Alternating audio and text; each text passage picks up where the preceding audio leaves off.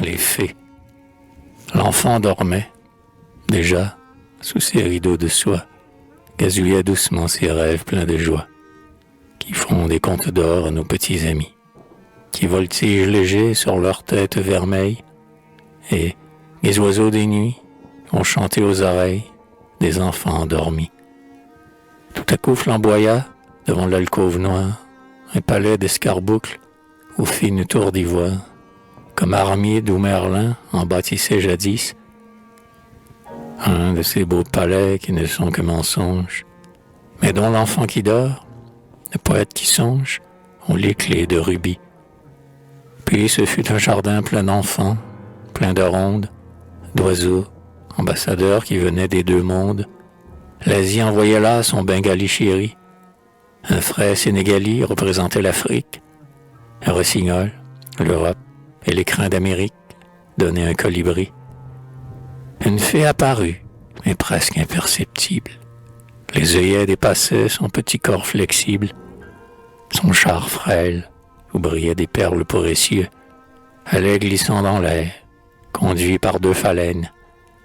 Une araignée avait, pour leur servir de reine, tissé deux fils soyeux.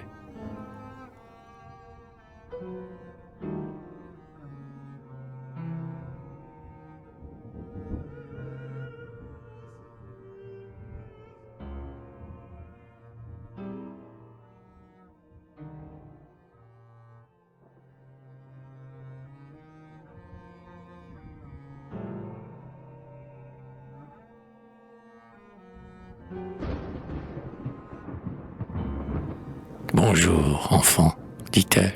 On m'appelle mignonne. J'ai pour couronne un bouton d'or. J'ai pris pour sceptre et pour bouquet un fin muguet. Je me suis fait hier ma tunique en dentelle, avec les ailes d'un papillon brillant, qui passait près de moi, mis comme un roi. Dans le fond de la mer, c'est ma main qui satine, la perle fine.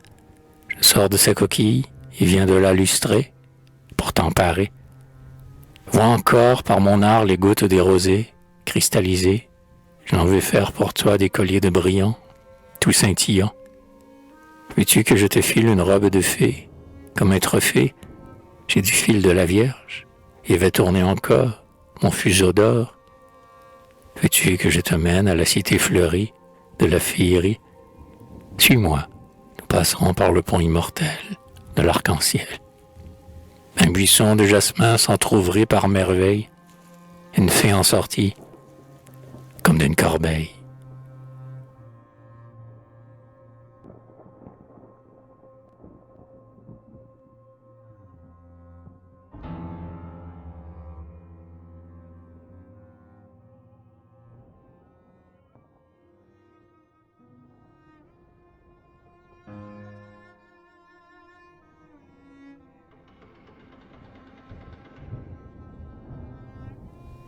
Enfant, je suis fleur de jasmin, dit-elle.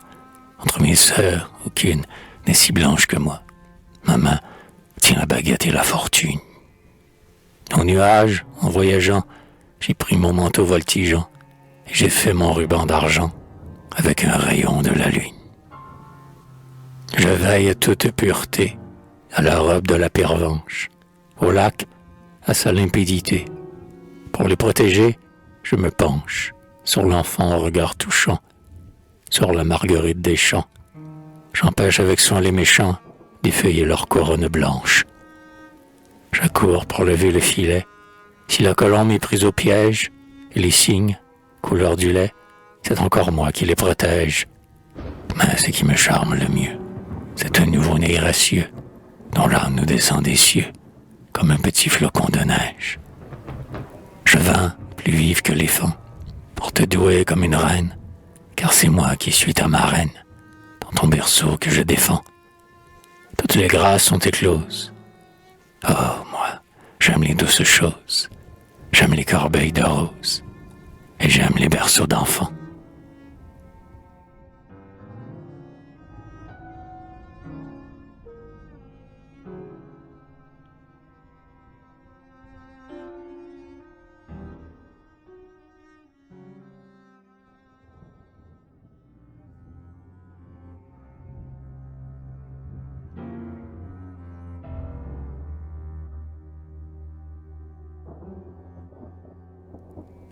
Mais le rayon du jour vint argenter la chambre.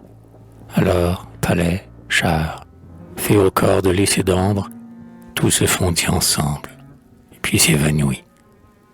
Et l'enfant, en cherchant son palais diaphane, s'éveilla, quand le rêve, ainsi que la sultane, eut dit le conte de la nuit.